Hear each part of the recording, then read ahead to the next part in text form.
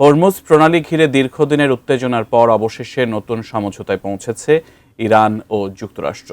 আর এই প্রেক্ষিতে এবার ওয়াশিংটনের সঙ্গে সংযুক্ত থাকতে একটি ঐতিহাসিক উদ্যোগ নিয়েছে তেহরান। কি সেই উদ্যোগ?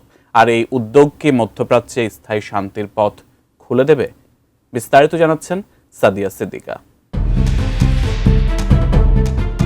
বিশ্ব বাণিজ্যের সবচেয়ে সংবেদনশীল স্নায়ুকেন্দ্র হরমুজ প্রণালী নিয়ে অবশেষে বরফ গলল। যে কোনো ধরনের ভুল বোঝাবুঝি এড়াতে চিরবৈরী মার্কিন যুক্তরাষ্ট্রের সঙ্গে একটি ঐতিহাসিক চুক্তিতে পৌঁছেছে ইরান।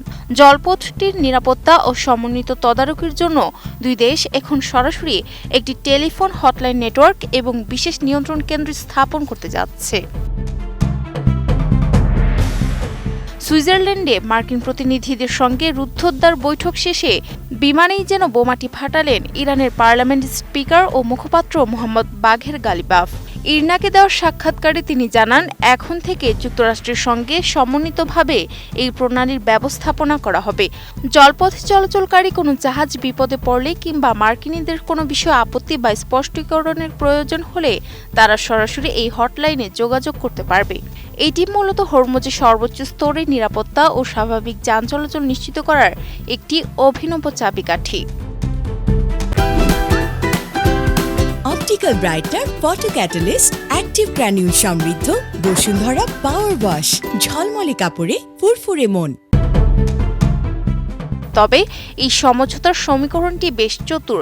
স্পিকার গালিবাফ স্পষ্ট ও দৃঢ় ভাষায় জানিয়ে দিয়েছেন, এখন থেকে হরমুজের মূল তত্ত্বাবধায়ক থাকবে ইরান এবং এটি আর কখনো যুদ্ধপূর্ব অবস্থায় ফিরবে না।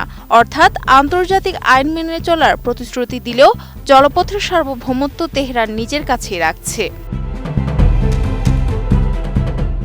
লেবানন বা অন্য অঞ্চলের মতো এখানেও যে মাঝে সাঝে রাতের অন্ধকারে সংঘর্ষের ঘটনা ঘটেছে সে বাস্তবতার কথাও মনে করিয়ে দেন তিনি। মাত্র ১৬৭ কিলোমিটার দীর্ঘ এই জলপথটি বিশ্ব অর্থনীতির জন্য কতটা গুরুত্বপূর্ণ তা পরিসংখ্যানই বলে দেয়। বৈশ্বিক জ্বালানি পণ্যের প্রায় ২০% পরিবাহিত হয় এই পারস্য উপসাগর ও আরব সাগরের সংযোগকারী রুটটি দিয়ে।